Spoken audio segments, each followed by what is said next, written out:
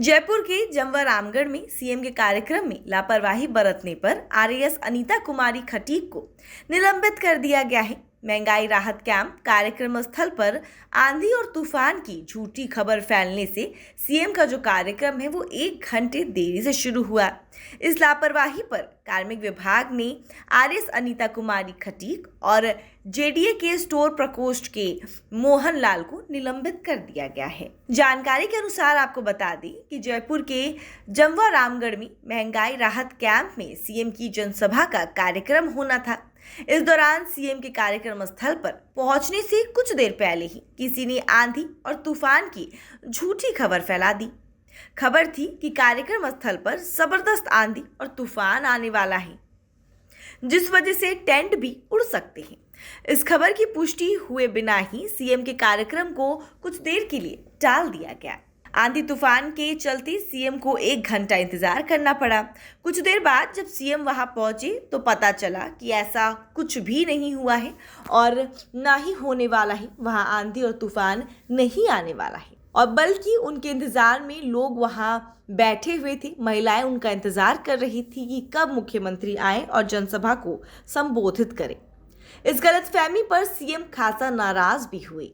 इस वजह से आरएएस अनीता कुमारी खटीक को निलंबित कर दिया गया और साथ ही साथ जेडीए के स्टोर प्रकोष्ठ के मोहन लाल को भी निलंबित कर दिया गया।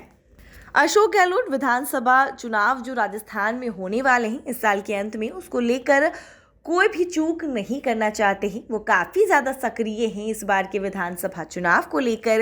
इसी वजह से वो जगह जगह पर जाकर जनता को संबोधित कर रहे हैं, उनसे बातचीत करने की कोशिश कर रहे हैं, उनसे मेल बढ़ाने की कोशिश कर रहे हैं। उनकी जो भी तकलीफ़ है उसको ख़त्म करने की कोशिश में जुटे हुए हैं और जो भी जगह विपर्जय तूफान से प्रभावित हुए हैं उस पर भी कार्य करने की तमाम कोशिश में जुटे हुए हैं। अब इसी बीच जब उनका कार्यक्रम 1 घंटे देरी से शुरू हुआ, इस पर वो काफ़ी नाराज़ हुए क्योंकि एक झूठी खबर की वजह से अशोक गहलोत जो कि राजस्थान के मुख्यमंत्री हैं, उनका कार्यक्रम देर से शुरू हुआ।